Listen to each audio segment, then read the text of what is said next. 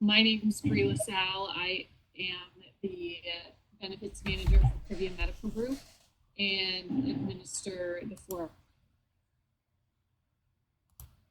Menu selection and different vendors and so forth, but for the purposes of our conversation today, I'm here to help provide education around retirement in general and specifically the Privia retirement plan and the benefit that it offers to all of you. And I'll start out by saying, well, first of all, we have a small group. So as Bree said, I encourage questions. If you have questions, assume that somebody else is probably asking, thinking about that same question and might not be asking it. So please feel free to jump in, and I'll pause from time to time to ask for questions, but also feel free to jump in and ask questions that I might not have clarified. So I'm going to start with the general theme of this presentation, which is you are in control of the success of your retirement. Right? So you are in control of the success of your retirement. I want you to be able to have the tools necessary by the time we're done to know exactly what the benefits are of the Privia retirement plan, and they're significant, and the 4 things that you'll need to do in order to maximize what you get out of the Privia retirement plan.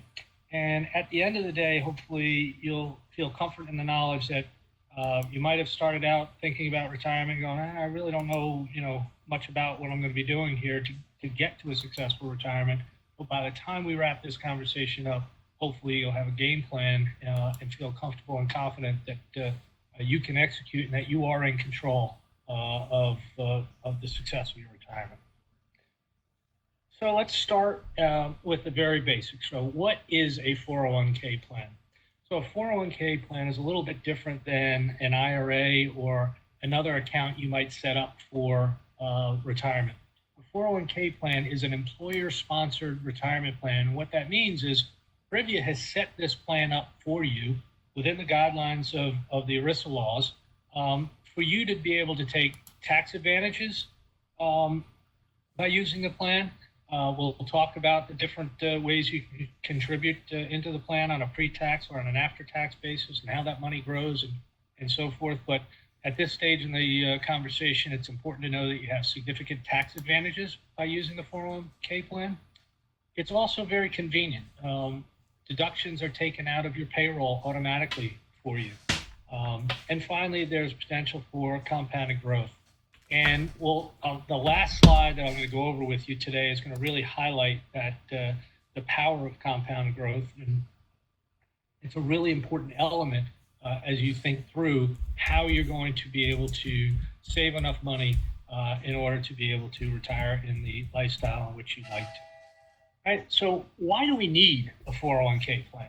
All right, so if we were in person, I generally ask the question, who in the room thinks that Social Security is going to be sufficient to provide an income in retirement for you that you're going to be happy with? And most times when I ask that question, very few, if any, hands go up.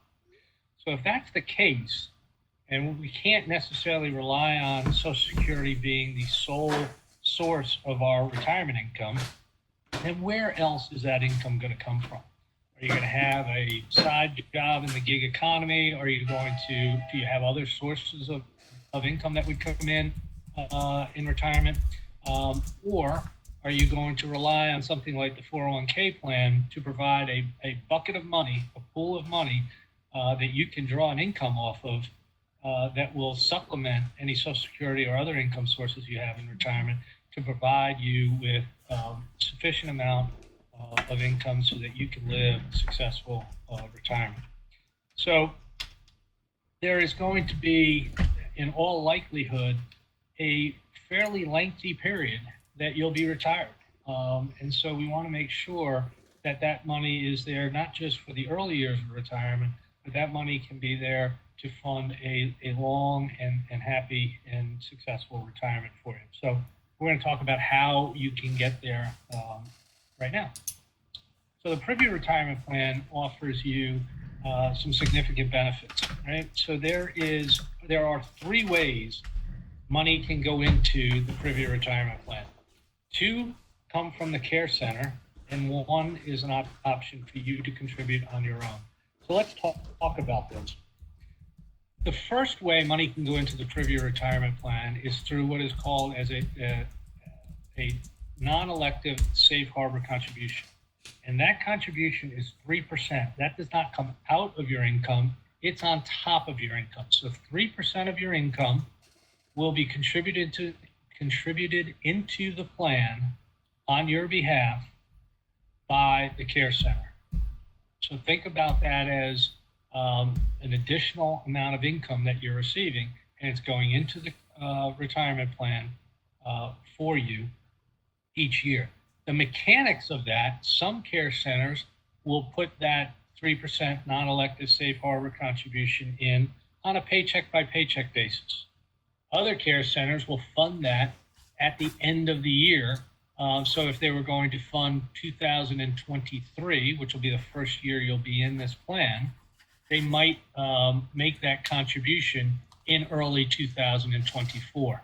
So it is up to the care center how they fund that 3% non-elective safe harbor, but you earn that 3% for any time that you're working at the company. So if you ended up leaving for some reason in April, at the end of April, as an example, even if the care center was going to fund that in the following year, you would still get that funding for the 4 months that you worked in the following year.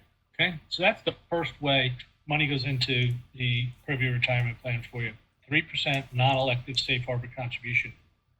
It's important to note here that that's not a match. That money goes in regardless of any contributions that you make.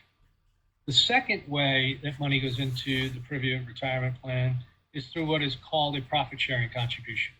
Profit sharing contributions are always discretionary, so we can't assure you that they're going to be there every year, but we're pretty confident, we're highly confident that contribution, the profit sharing contribution, will happen each and every year. And that profit sharing contribution is estimated to be about 1.45%, somewhere between 1.4, 1.45, somewhere in that general range each year. That profit sharing contribution is subject to a vesting schedule. So what is vesting? So vesting is simply a term used to define when the money is actually yours. So the profit sharing contribution has a 6-year vesting schedule attached to it. And what that means is if you have been working for the care center for more than 6 years, then you are fully vested on that profit sharing contribution. And that means that you own that contribution 100%. So if you were to leave for any reason, you would get that contribution. If you are inside of 6 years working for the care center, there is a scale that starts 0 in the first year, 0 in the second year, 20, 40, 60, 80, 100%. So over a 6-year period, you get to be fully vested in the plan. So if you left, for instance, 18 months after you were hired, you would still be in that 2-year window. You would not receive any of the profit sharing contributions. But if you left, let's say, 26 months into your tenure at the care center, then you would receive 20% of that profit sharing contribution. And I'll pause in a second to ask if there's any questions on that. Okay, so the 3% non-elective contribution, that's yours, fully vested from day one. The profit sharing contribution, that's subject to a 6-year vesting schedule. That's the only contribution in the Privia retirement plan that has a vesting schedule on it. Now that totals up to those 2 contributions that the care center is making on your behalf, totals up to about 4.4 or 4.45%. And again, if we were in person, I might ask you, by a show of hands, who thinks that will be enough to achieve a successful retirement? And usually most hands do not go up. So you can make elective contributions. You can make your own contributions into the Privia retirement plan up to statutory limits. And the statutory limits for 2023 are $22,500. If you are 50 or over, you are eligible to do a catch-up contribution as well, and that catch-up contribution can be up to $7,500. That's in addition to any money that the care center puts in for you, right? That's the limit on your own contributions. And I fully understand that not everybody is in a position to make that kind of contribution that would go up to the statutory limits, right? I totally get that, but that's the maximum you can put in. So I'm often asked, well, what amount should I put in? And that number, there's really no magic formula. If you looked it up on the internet, you might find some guidance around 10% in your 20s, 15% in your 30s, 20% in your 40s, and 25% in your 50s. I've seen things like that floating around out there. Well, I'm not sure that's the right answer for everybody. I'm in my 50s. I just had 2 boys go through private college education. You can imagine what that costs. Fortunately, one of them went on a full scholarship for 3 years. So that alleviated some of that. But really, is that the time in my 50s when I'm trying to pay for college education? Is that really the time that I'm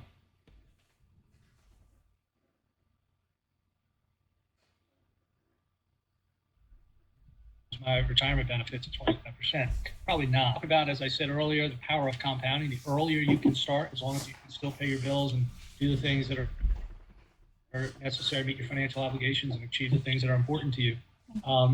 The earlier you can start contributing, the better, but there is really no set formula. As much as you can put in, as early as you can put in, the power of compounding, your money working for you so you don't have to work for more money, is going to have an important impact on your end result.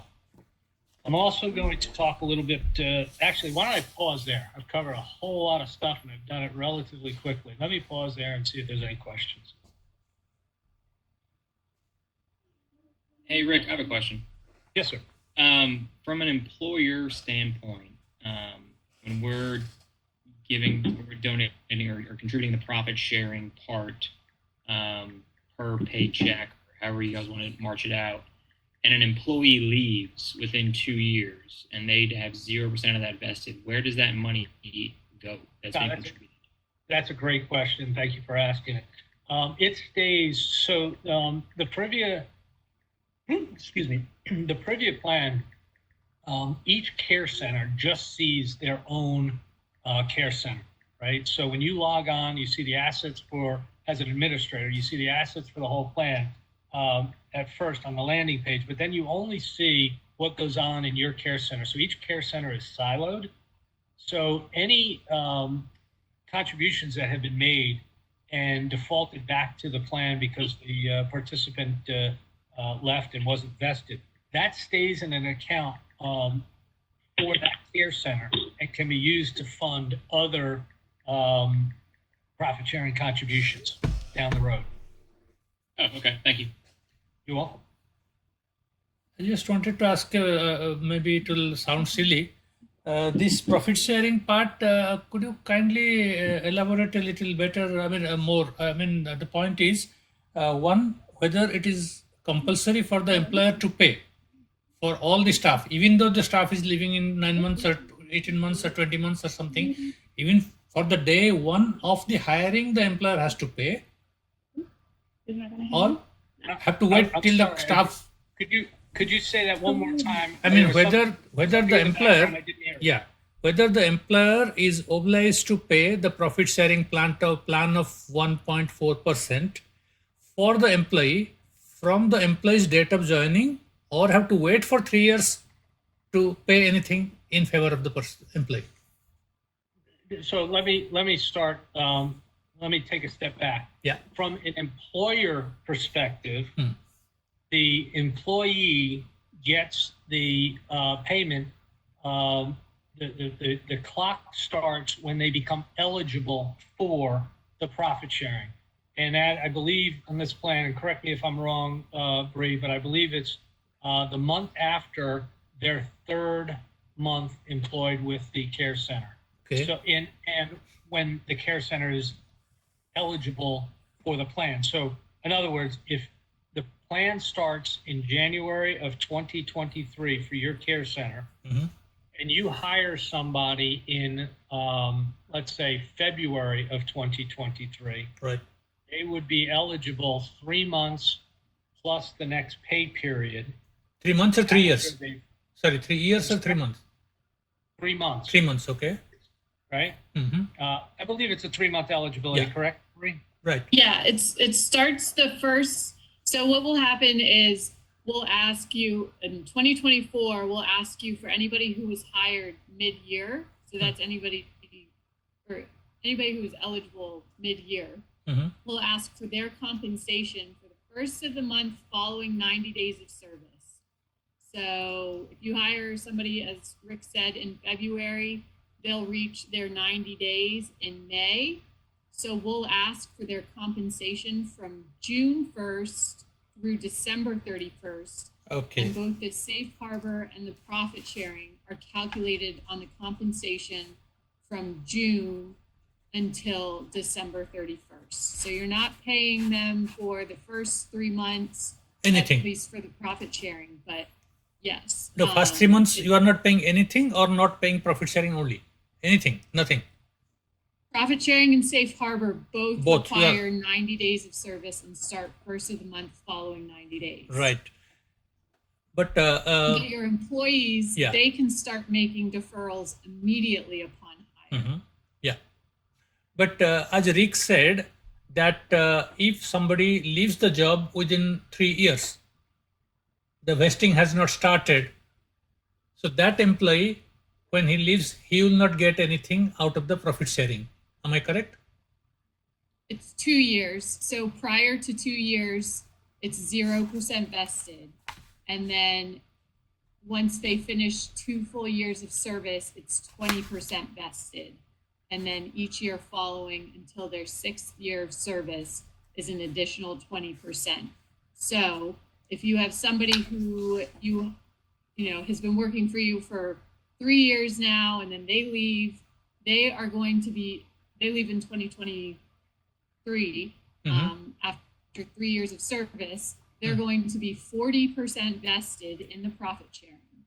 So you're still going to make the entire profit sharing contribution for them, but when they leave and take a distribution, the 60% in which they're not vested, that gets forfeited from their account, and it gets held in a suspense account for the practice, and then that can be used to offset profit sharing or safe harbor contributions for the practice in the following year. Okay, so in a way, the money is coming back to the practice. Correct. Whatever is not vested with the employee, that in fact, in a roundabout way, it is coming back to the practice. So I have to Correct. pay. It'll 100%. never come back to the Yeah. practice, but it can be used. Yeah, by- exactly. I mean, it is the practice gets to use that. Yeah. But Yeah. from the day one, I have to. I mean, from after 3 months, I have to pay 100% Correct. to the employee. It Correct. depends when the employee leaves. Then 401k administrator will calculate how much is the vesting for the staff, and whatever is left, that can be used by the practice in different ways later. Am I correct? Correct. Correct. Thank you very much. That clears it. Great question. Thank you. All right, Rick. Excellent. Thank you, Bree. Other questions? Those were really good questions. Keep them coming. Any other questions?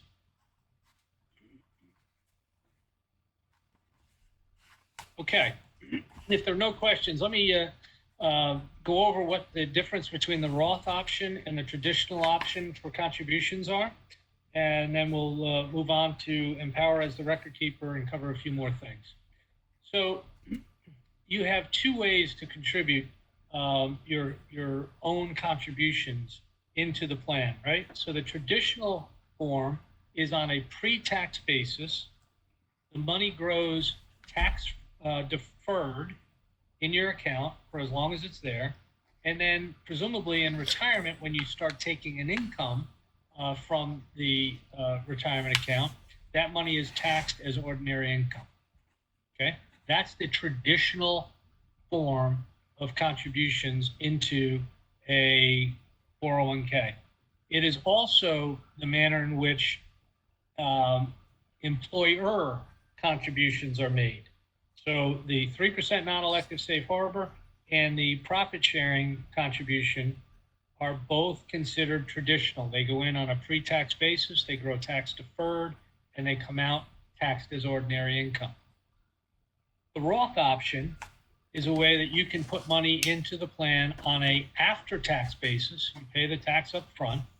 The money grows tax-free in the plan. And when you take it out in retirement, it is tax-free. Okay? So I'm often asked, well, when would I use the Roth and when would I use the traditional option? You might want to consider the Roth option if you are early in your career or for some other reason your tax rate is particularly low. If you're at a 20% or lower tax rate, you might want to consider using the Roth because you don't get as much bang for the buck, if you will, by using the traditional method, right? So you'll pay the tax. It would be at a, perhaps at a lower rate than you might make later in your career when you're making more money. And then that money would grow tax-free in the account and then would come out tax-free when you take that money as income in retirement. Likewise, if you are a high income earner and you're in a high tax bracket and you expect to be in a high tax bracket in retirement, you might also use the Roth option with the idea that you put money, you pay the taxes up front now, you put the money into the retirement account, that money grows tax-free and it comes out tax-free so that you have a income source in retirement that is tax-free so that you can manage your income for tax purposes in retirement, right? So we want to be thoughtful in our distributions in retirement, how to, how to minimize the tax impact, okay? So if you have questions on that, which should I choose? We can't give legal or tax advice, but we can give you some guidance around what might be the better option. So remember, all company contributions are going to be traditional. You have the choice whether or not to use traditional or Roth. And again, if your tax rate is low, then you might want to use the Roth. If your tax rate is high and you expect your tax rate to be high in retirement, then you might want to have some Roth dollars there as well. I'll pause there. Any questions on that piece? So when Roth is not advisable? I mean, I'm sorry? when in what situation Roth is not advisable? So in most situations, if you're you're at a middle income person with a mid-level tax situation, the traditional, and you don't expect to be in a very high tax bracket in retirement. You expect you'll have a good income, but you won't need that much income in retirement, and so or you think taxes are going to be lower in retirement, that's when you would use the traditional. Thank you. You're welcome.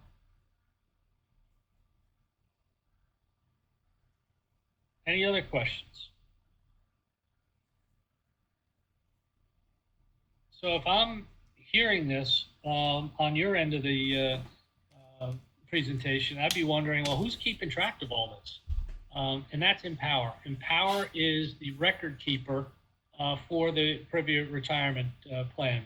Empower is a name, typically, again, if we were face-to-face together in a room, I would ask by a show of hands who's heard of Empower before. And in most cases, very few hands go up. It's not a brand name that's very well known, but Empower is actually the second largest record keeper of retirement plan assets in the United States. They record keep 25 of the 50 state retirement plans. They do large companies, think about some of the biggest companies in the world, or in the United States, I should say. They handle their record keeping for their retirement plans, and they also handle plans that are, down the street in some businesses that you might see as you travel into work. So Empower is a very large and well-known business inside the retirement plan community, but yeah, many times people are not familiar with that name. So by way of introduction, I thought that might be helpful.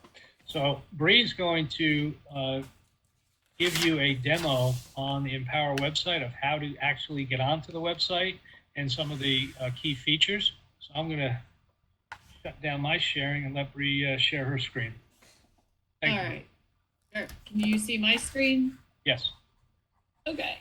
So this is the participant site. It's empowermyretirement.com. This is what you'll see when you type that into your search bar. And the first time that you log into your account, you're going to want to click this register button. And I'm telling you now, don't do it. Wait until maybe after the first of the year, or right around New Year's Eve if you want to. I'm still getting data from the care centers and sending it over to Empower, and it takes 5 to 7 business days for them to load everything into Empower for your care center. So if you can't register right now, it's probably because your information's not in there yet, but it will be. So in order to register, you're going to want to click through all of the prompts under I do not have a PIN. You'll put in your social, your zip code, your last name, your date of birth. If you can't make it past here, it's either because, again, I haven't yet received your care center's information, or something in your line of the census file is incorrect. So if that's the case, go to your care center administrator.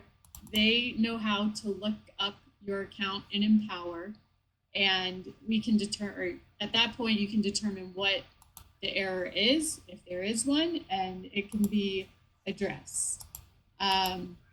So this, once you get through this screen, there's a couple more screens that you will see, and you'll be able to set a username and password so that the next time you log in, you'll be able to use your username and password.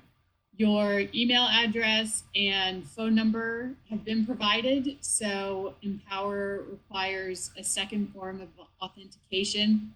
They'll ask you where the code can be sent, and you can elect to have it sent to your cell phone. They can call you or send you an email with the code. You can only do that once and let it remember the computer that you're on, if it's a private computer or your phone. Or you can have them send you an authentication code each time you log into your account. So the account that I'm going to show you next is a test account. Of course, there's an error, but this is all fake data. So, so nobody's social security number is accurate, like whatever you see or any data is incorrect or fake. Hopefully you don't encounter this. I'll see if I can work around it. But when you log in, you'll see your initials up here. You're able to click into your initials, and this is where you'll see your home address and your phone number. If it is, and if it's incorrect, you'll want to go to your care center administrator and let them know that it needs to be updated on their end, and they can do that for you. Every single participant is defaulted into receiving their statements. So it's required that you get quarterly statements from the plan or from Empower. And everybody is defaulted into receiving those electronically. So after the quarter closes, you'll get an email stating that your statement is available for review, and you would log into Empower, pull your statement down, make sure, just take a look at the rate of return, your contributions throughout that quarter. But if you would like to receive it via USPS, you can click into the settings link, and that's where you can edit your preferences as to what or how you want to receive your statements. All right, let me see. All right. Hold on.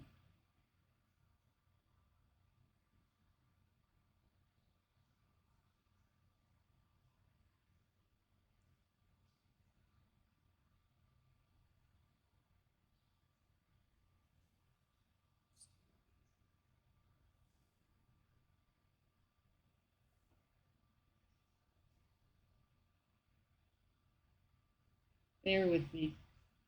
Of course, the one I'm recording has technical difficulties.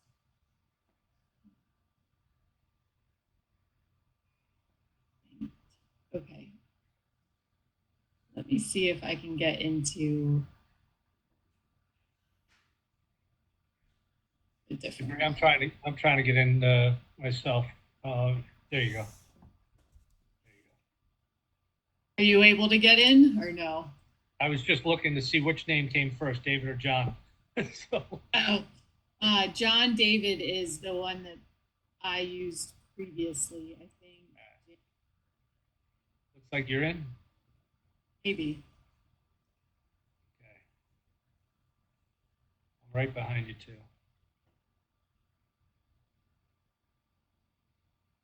Sorry, everyone. Does anybody have any questions about registration or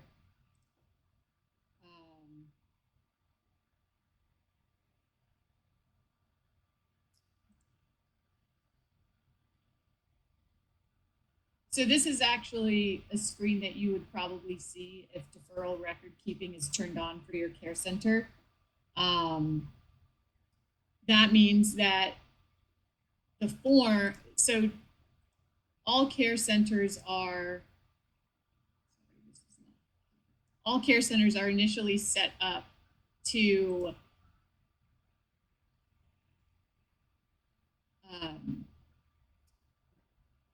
have employees elect their deferrals through what's called the paycheck contribution election form. I'm really sorry about this. Rick, are you having any luck with John David or no? I can't see what you're having, but I'm not. It gets me there, and then it takes me out. Is that what's happening in yours? It's just getting me an error. Yes. Yep, I'm getting the same thing. We might not be able to do this, but I can walk through.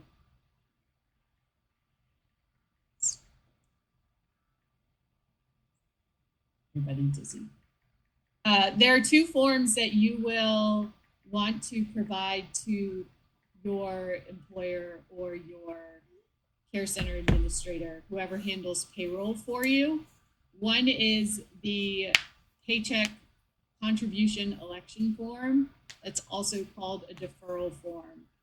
And I can pull those up to show you what they look like. You're seeing the administrator view right now, so this isn't what you'll see on your side. But all forms are available to you. I do have them, and I can send them to all of your care center administrators.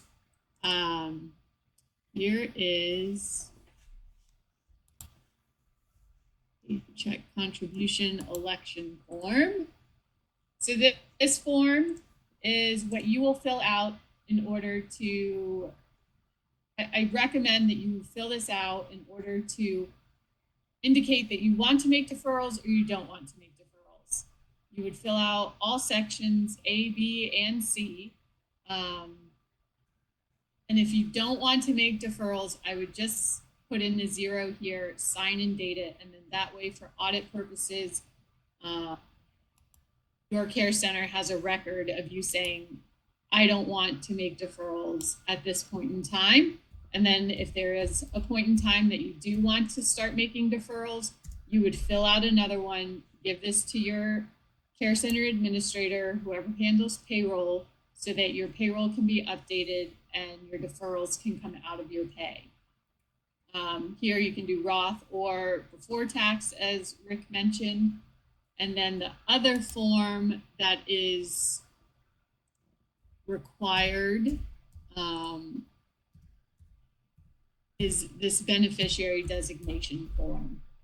I'll let Rick go into the importance of that, why you should fill it out. Sure. Thanks, Bree, and thanks for having those forms right at handy and being ready to adapt. So great job. So everybody should fill out the beneficiary form. Whether or not you're making contributions into the plan, the care center is making contributions into the plan on your behalf. So there will be money in the plan. And God forbid something were to happen to you, we want to know where you would like those monies to go. So there are two types of beneficiaries, a primary beneficiary and a contingent beneficiary. The primary beneficiary is, as you might expect, the person or persons, it can be more than one person, that you would like the money to go to first. If that person is predeceases you, there would be also an option for a contingent beneficiary. Contingent beneficiary would be the person that would receive these monies should the primary beneficiary not be able to receive these monies, right? So about half of the forms that Empower receives back, they tell us, are unnecessarily notarized. And so I'm going to walk you through something that I hope will save you time and perhaps some money. If you are legally married and your spouse is 100% primary beneficiary, you do not need to have the form notarized. You do not need to have the form notarized. If you are not legally married, you can have anybody as your primary beneficiary. If you are legally married and your spouse is anything but 100% primary beneficiary, then your spouse needs to sign off on the form and the form needs to be notarized. So if, for instance, you're legally married and you want your spouse to get 50% as primary beneficiary and your boyfriend or girlfriend to get 50% as primary beneficiary, then please set up a camera before you have that conversation and film that, because I'd like to see how that conversation goes. I'm just joking, of course, but I want to leave you with the memory that unless it's 100% primary beneficiary to the spouse, it does not have to be notarized. There are cases where you would have a spouse not be necessarily 100% primary beneficiary. An example of that might be a situation where there's a second marriage. So maybe the spouse gets 50% as primary beneficiary, and children from a previous marriage get 50% as primary beneficiary. Situations like that happen, relatively frequently. So there's nothing wrong with having spouse not be primary beneficiary to 100%, but I just want to make sure that everybody understands when it is necessary to have the form notarized and when it is not necessary to have the form notarized. So let me pause there and see if there's any questions. Have I confused the situation, or we understand exactly what the need is here?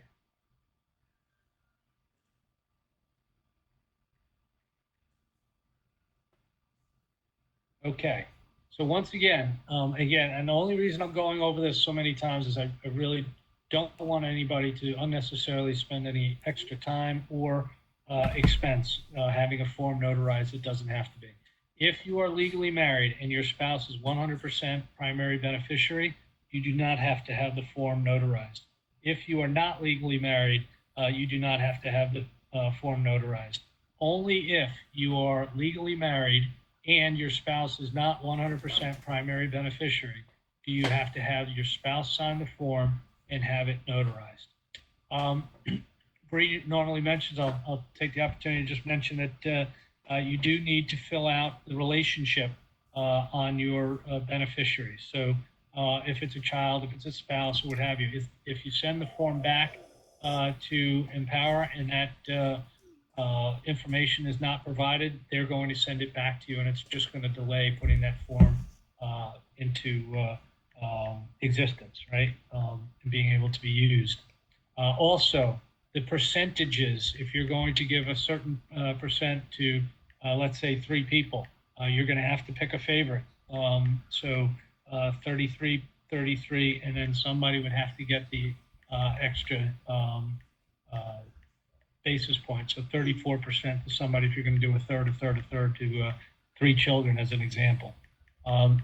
So please make sure that the percentages add up to 100% across all beneficiaries.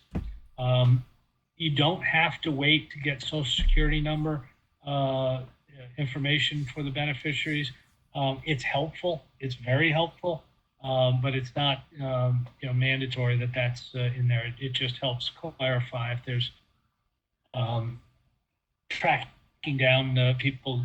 Hopefully this is something that we have to deal with many, many years from now. It just helps in tracking down the proper beneficiary. Let me pause there. Bria, are there anything else on the beneficiary form that I haven't covered that I should have? No, I think you covered it all, and I apologize to everybody. I'm still having issues with trying to get the site to pull up. So I I'll have a keep question, trying, if you permit. Oh, go ahead. Yeah. One question is that if, let's say, I elect or I choose to say make the spouse 50% beneficiary and the child 50% beneficiary, is it allowed? If so, what is the procedure? Documentation. So you would have your spouse sign off on the form where it says spousal consent, and you would have the form notarized. Notarized, fine. And you would put both as primary beneficiaries. You'd put the percentage you want each to have, right, and submit the form. And then next to each name, you would indicate the relationship. And send in the form, and you're good to go. Okay. And one more related question. Some of our staff, for example, their spouse is not in USA now. I mean, can they be beneficiaries? Yes. Even if they are not in USA, they can be beneficiaries. Yeah, if they're not planning to come to the U.S., it may complicate things from a tax perspective, but they can be the beneficiaries. Okay. Thank you. You're welcome. All right. Well, Rick, I'm going to stop sharing since it is not working. The site is not working today. But there's not a whole lot that you can mess up, for lack of a better term, once you log into your account, since most everything is done via the paycheck contribution election form and the beneficiary form.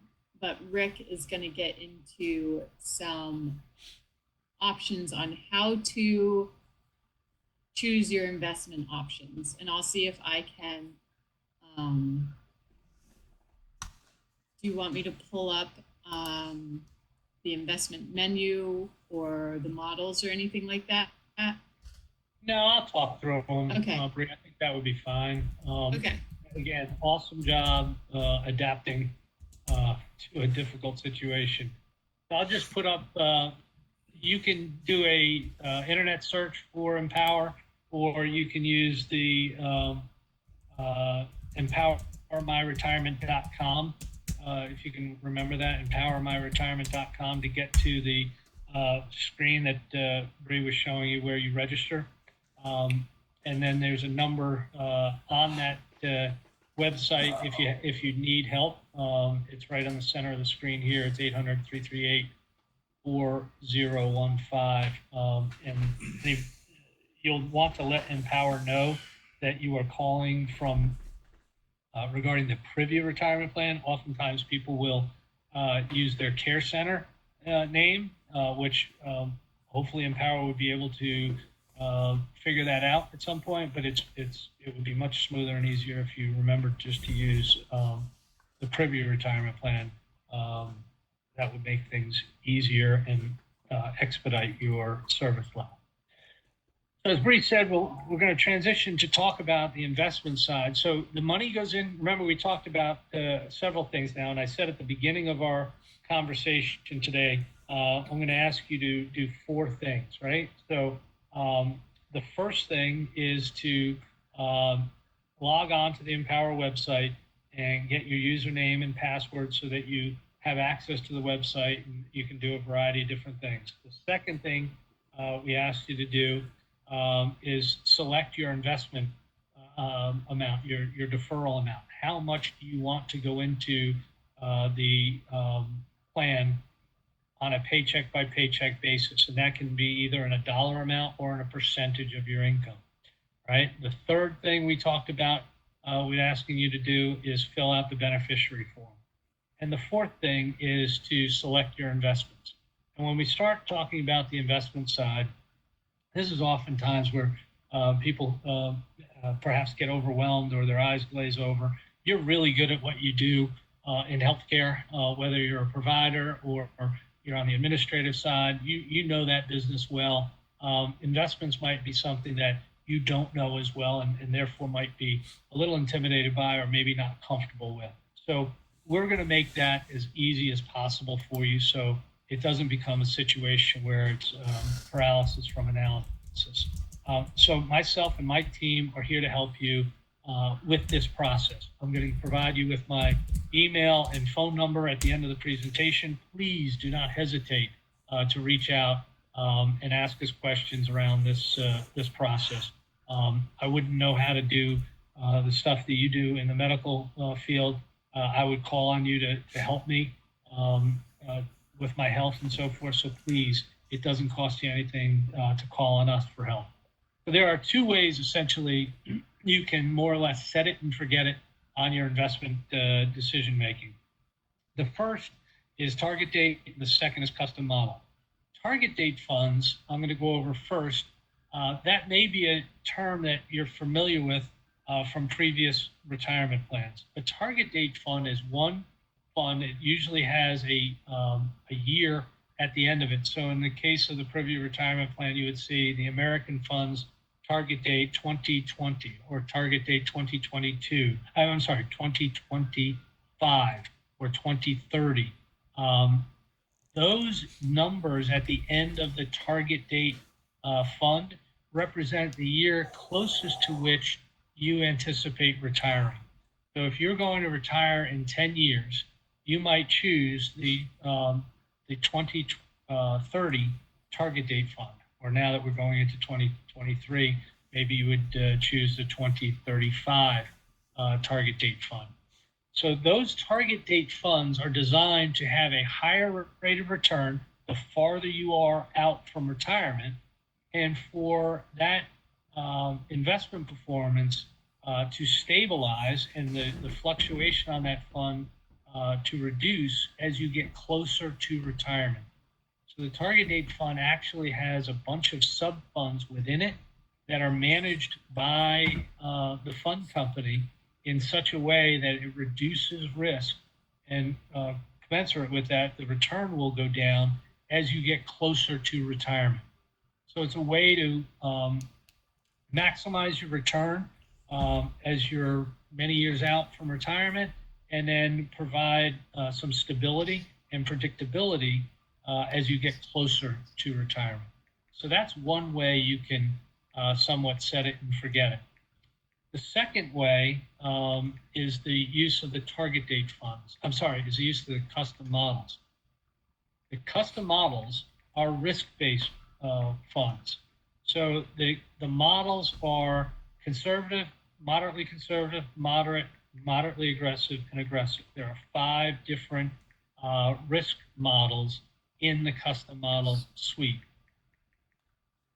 If you are further out from retirement, you've got 10 years, 20 years before retirement, you might select an aggressive or moderately aggressive custom model for your investments. And what will happen there is that custom model will take all the funds in the Privia lineup, menu lineup, and it will allocate money to some of those funds, about 15 or so of those funds, in such a way that it will provide a risk profile commensurate with what you have selected.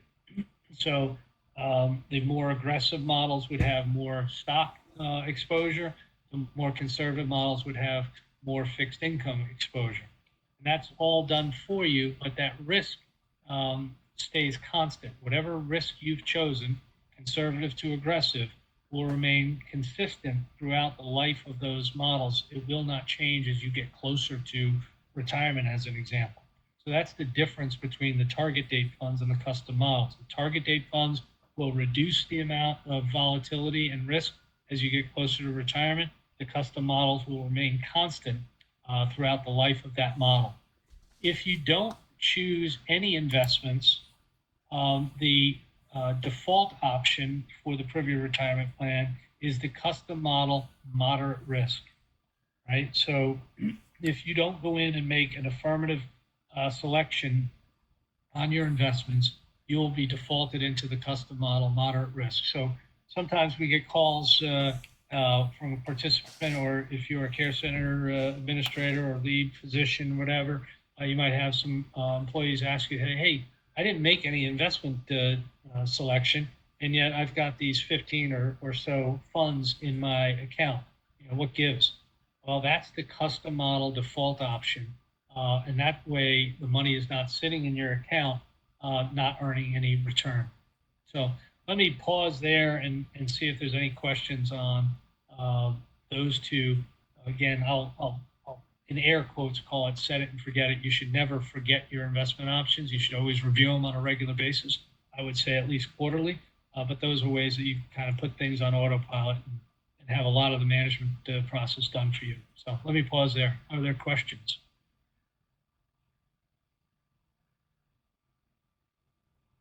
Okay.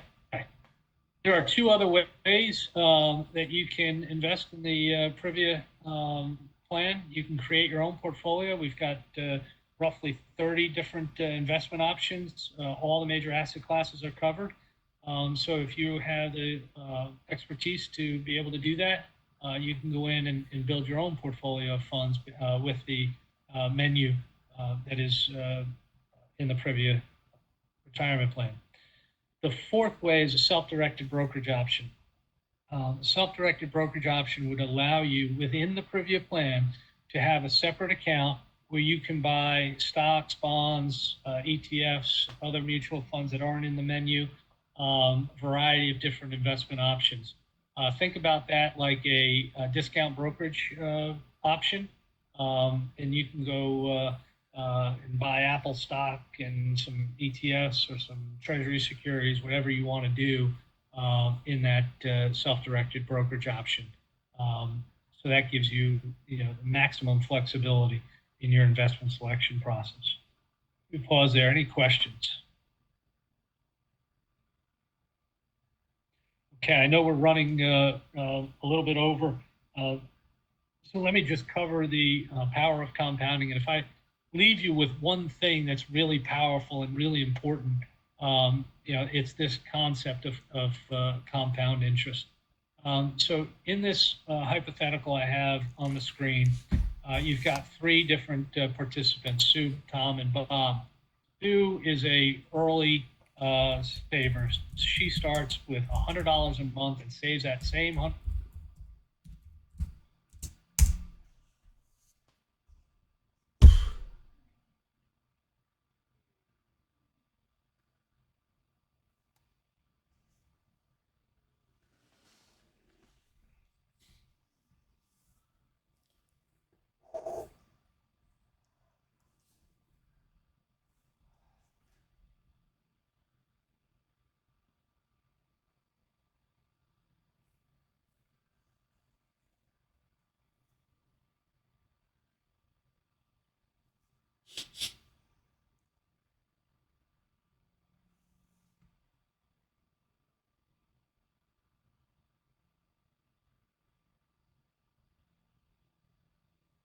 up with $349,000.